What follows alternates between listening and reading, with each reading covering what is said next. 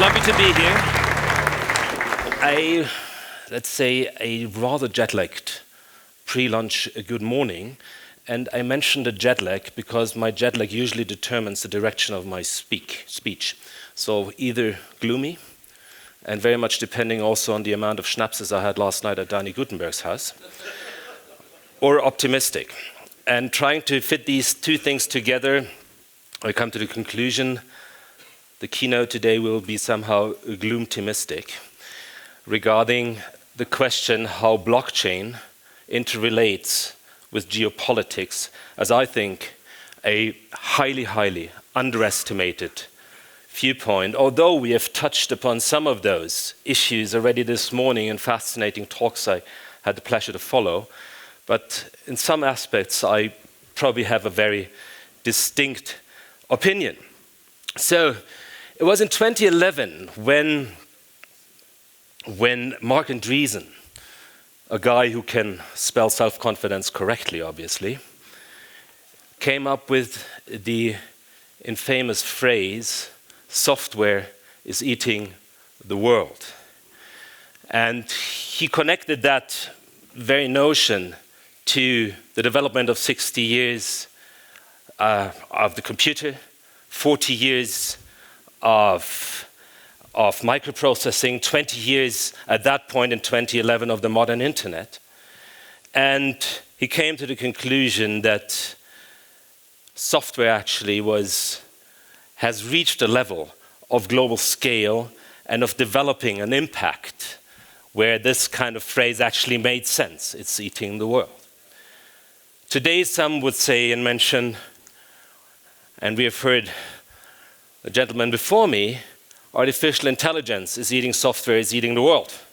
Or it might even be artificial intelligence for some / blockchain is eating software, is eating the world.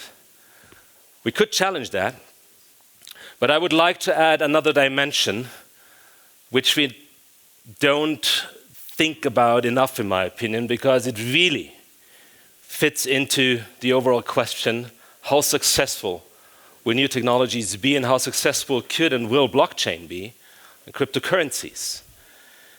And that's something where I don't have a slide for, but just for the back of your head, I would add the sentence, the world has started to eat its quote-unquote software.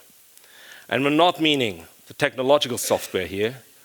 I'm meaning the software the world has developed over the last decades, probably centuries, even millennia. And we're talking here about its own systems, maybe democratic systems, maybe international systems.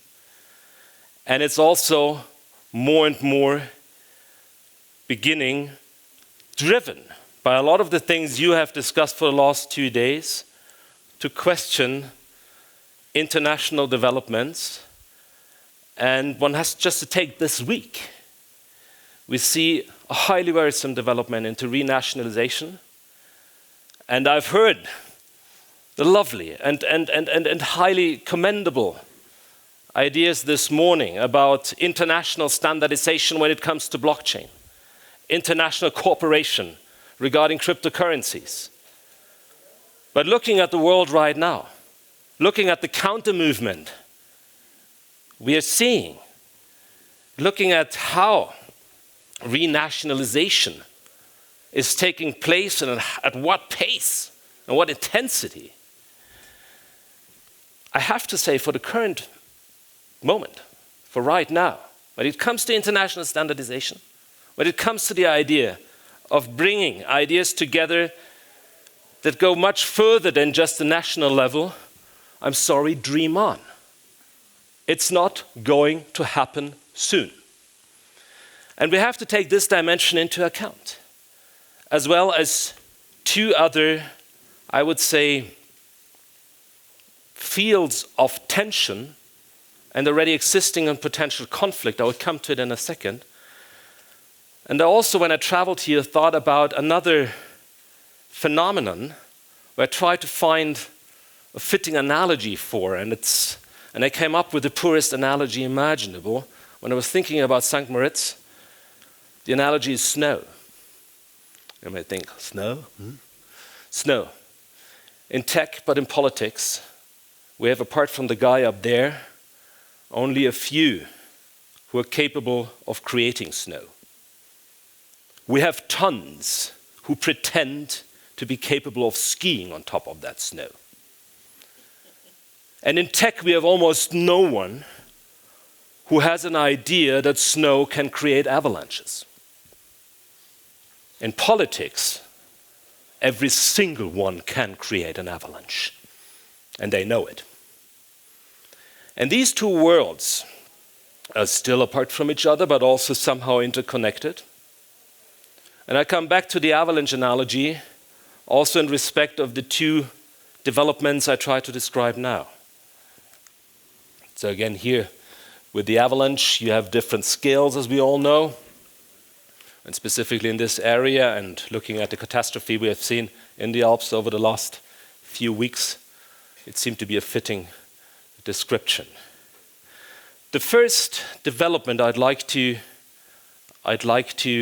put your focus on is very much connected to my own experiences in my years of politics, and I'm still struggling with the description of my Swiss colleague who said it needs more winners in politics. I don't know whether I would see myself as a winner or a loser. I can only promise him politics only creates losers, and he might probably be one at one point as well. And then it's lovely to be back on the other side. But my experience there was that apart from the fact that as a politician you always pretend to be knowledgeable in fields where you're utterly clueless, and technology was for me one of those fields, although I was the Minister for Economics and Technology for a while. The other side is equally as clueless when it comes to the wider political spectrum, maybe domestically or maybe internationally. And fitting that to the development I currently see, it creates rather dramatic outcomes. And the development I once described a few years ago already as a move from government to quote-unquote Googlement. And Googlement stands as a proxy for large companies, the big players, the currently big players, who have not the responsibility for a nation, but a user base and an economy that resembles nations, whole countries, that stands for the influence it has on the way we communicate with each other, stands for subscribing quote-unquote citizens, 2.3 billion when it comes to Facebook. It stands for the year 2017, a revenue of Alphabet that was as high as the GDP of Morocco, of the Ukraine, or even Ecuador. Just to give you an idea what kind of influence they have assembled already. But at the same time, of course, we have always at a slow pace, governments realizing something's happening here. Core elements of our systems are being questioned and taken away by those players, and they're redefining the power relationship between governments and the private and public sector as such, plus its citizens. And so far, we do not have a solution regarding the conflict scenarios that has produced, the avalanches it has produced. And we have seen a few. Some of them created by these guys, some of them created by politics, and some of them created by both, interacting with each other, most of the time not in a very pleasant way. And I don't have to tell you all the examples, for instance, Facebook stands for the last 2 years. They have encountered quite a few avalanches. Some of them self-produced, some of them produced by others. Same is true for Google, a little bit more silent, but especially when it comes to the interaction with the European Union, a love affair. Same is true for Amazon. A couple have understood that they have to walk a little bit more silently. Microsoft is an example for that. but they're also constantly encountering avalanches. Google, and not only Google, but those big players are all the time confronted with privacy issues.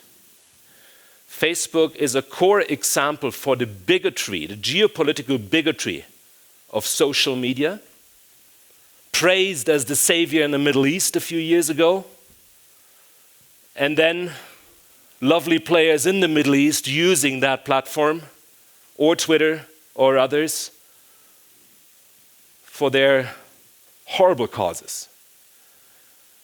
And again, a clash between the political spectrum here, an avalanche for those not reacting properly.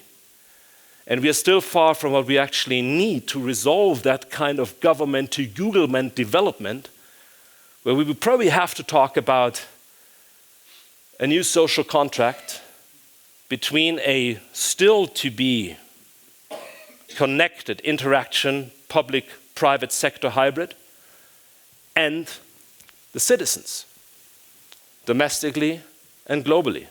It hasn't happened yet.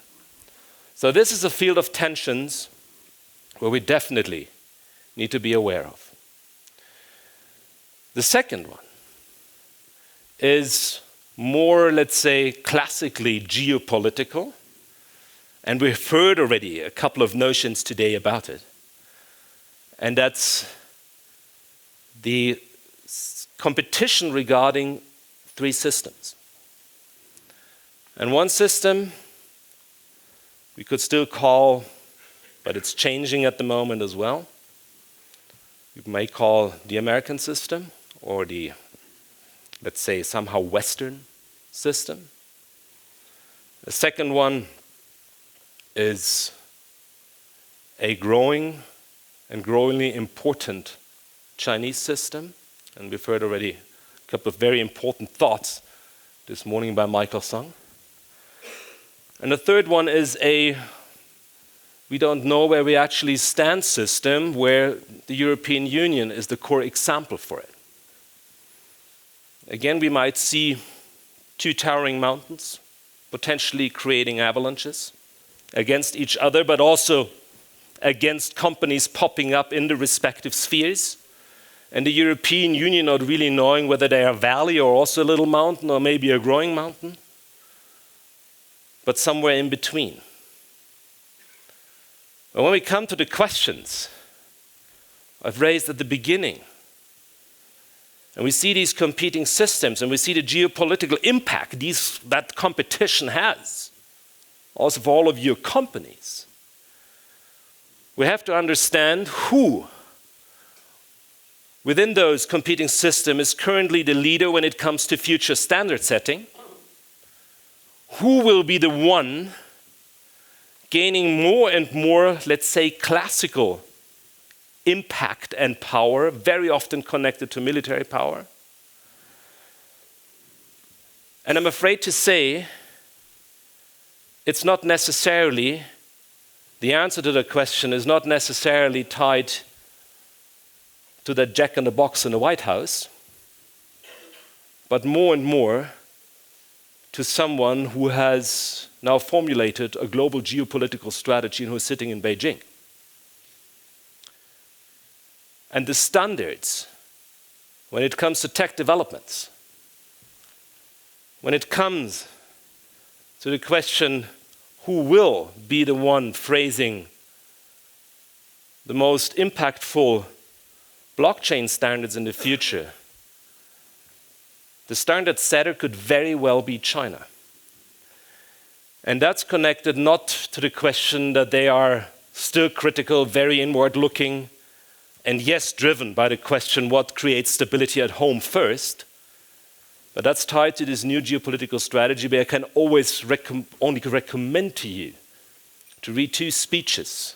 One is a little Castro-esque, which was Xi Jinping's speech at the latest party convention, the 19th Communist Party convention in Beijing, and the other one was the one he held towards a smitten audience not too far from here at Davos in 2017 when the blonde guy didn't pop up. He came a year later.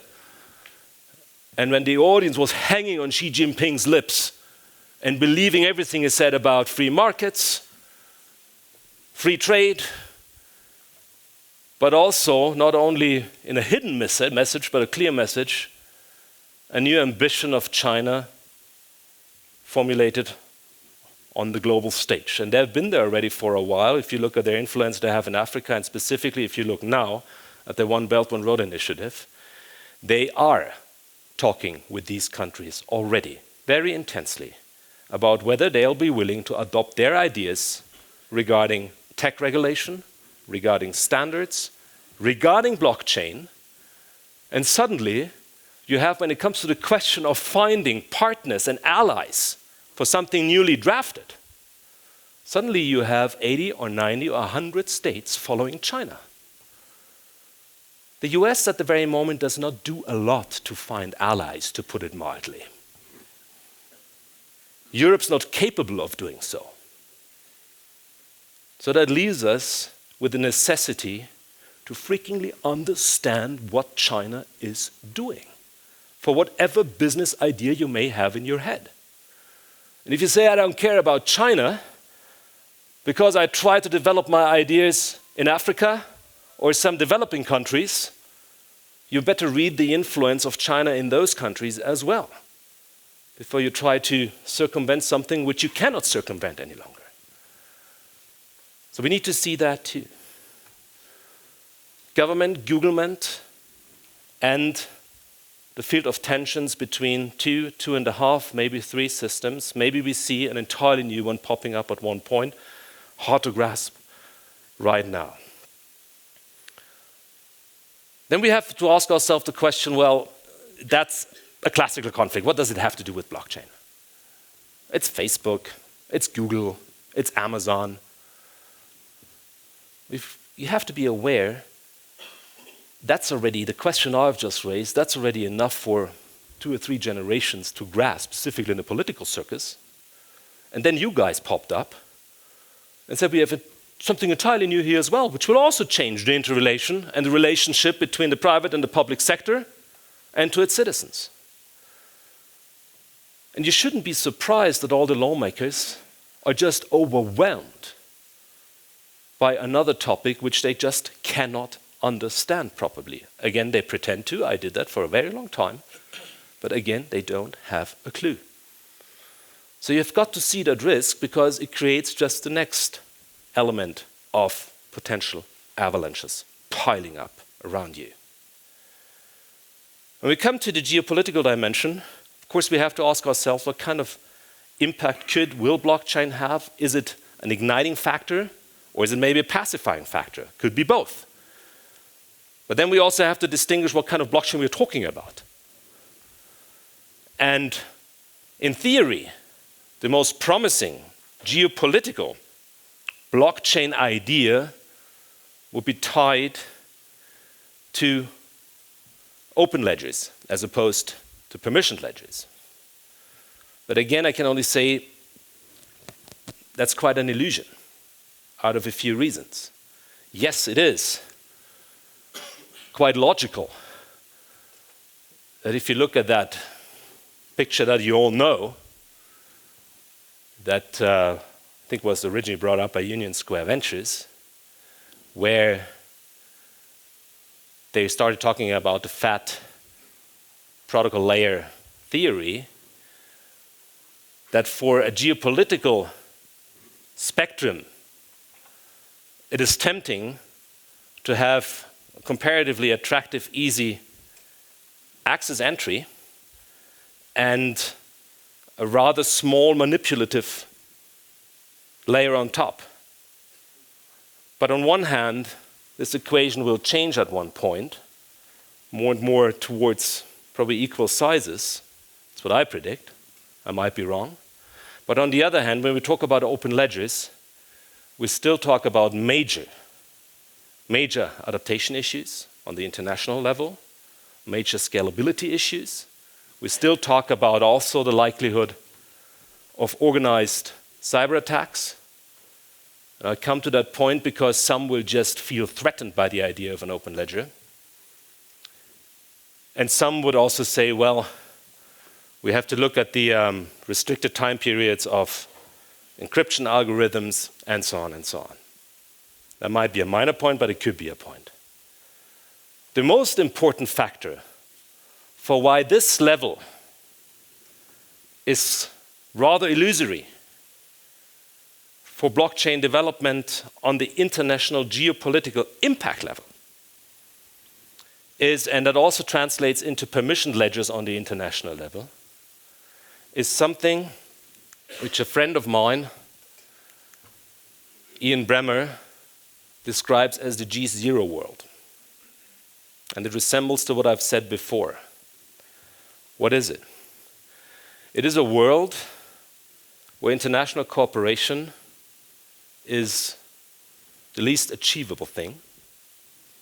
It is a world where the international system is seen by many scholars, but by also many practitioners, as an anarchy. And I know that some in this room present themselves proudly as anarchists. The international system is also, and I subscribe to that, and I have worked and lived long enough also as a defense minister in that realm, is anarchic. Why so? Because in this world, still, almost every single nation state doesn't put the international cooperation first, but its own zero-sum mentality. And the best exponent for that is the blonde guy on the other side of the Atlantic. But we see that in most of the European member states in the meantime as well. You may see the development in the UK also as an example for that.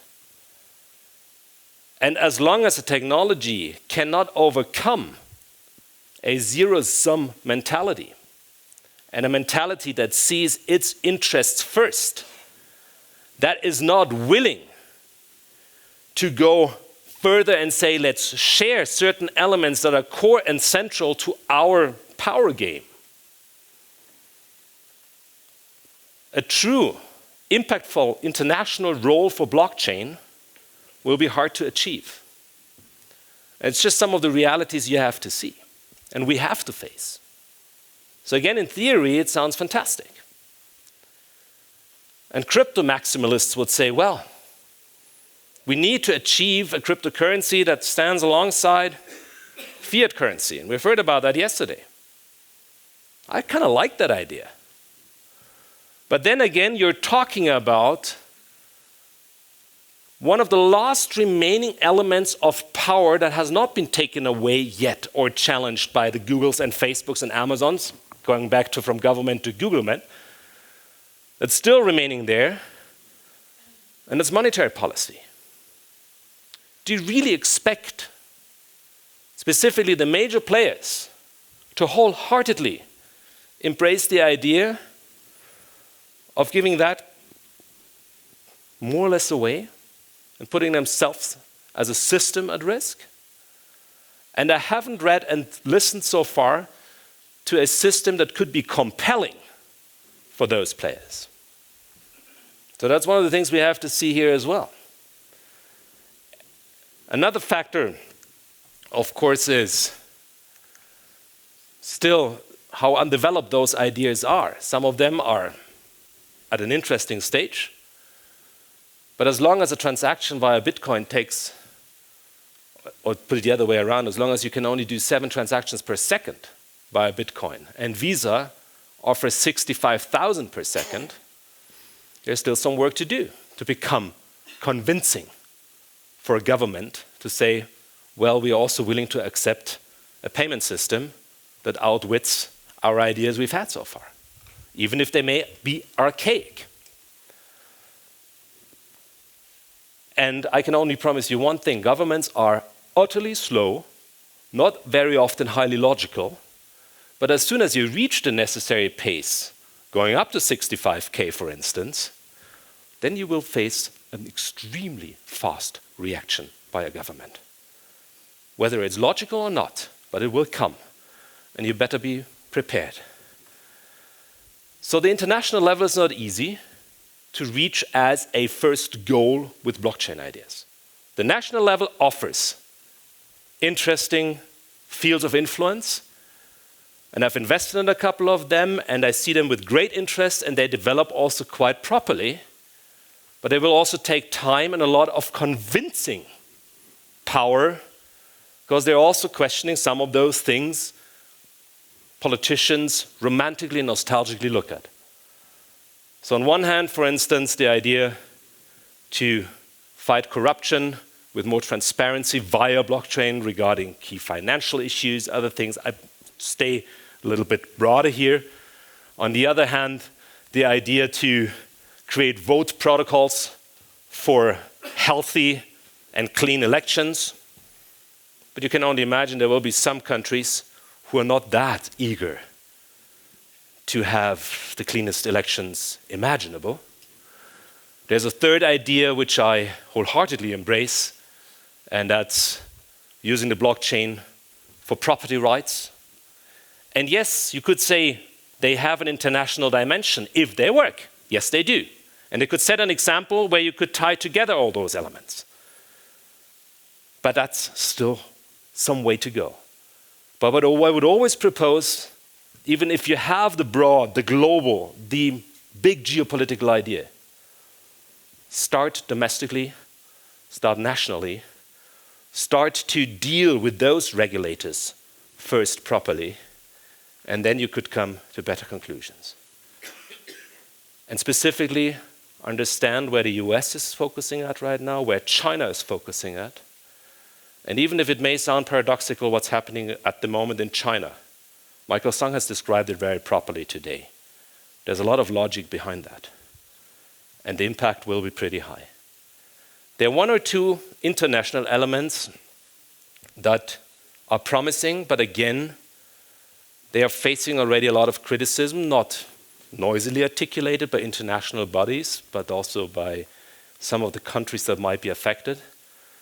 And that's using blockchain on one hand for the whole refugee and migration issues. There are a lot of elements that are compelling.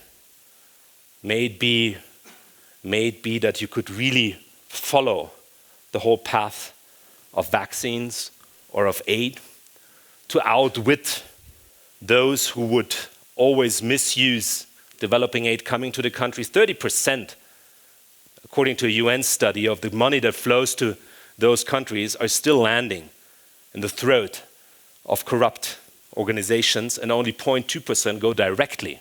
0.2% go directly to local organizations that would disperse it. So there, blockchain could be extremely helpful. But again, you're dealing with organizations and people and politicians with their own vanities. So start reading them early enough before you start rolling out your initiative here. And therefore, to avoid avalanches for your business, for your investments, also for my investments, I can only ask you to have people around you, and it's the opposite of what I tell politicians and also, let's say, old-style companies, the old industry, whom I say, have young techies around you, have people who challenge you the whole time, who give you an idea where this world could be moving to, and where you finally get to some thinking. I would ask you to have someone around you who translates to you the potential political and geopolitical risks you might be exposed to, who is capable of digging deep into the snow and gathering, is there an avalanche risk, yes or no? Because at the end of the day, you really, really, really, really, really don't want to be that guy down there. So for that, gloom-optimistic, I lead you to the awesome lunch we have been promised. But I thought that notion was necessary because we hear a lot of enthusiasm here. I am an enthusiastic investor and advisor in this world as well. But be aware of risk factors. The guys who drive you into certain investments wouldn't tell you. Thank you.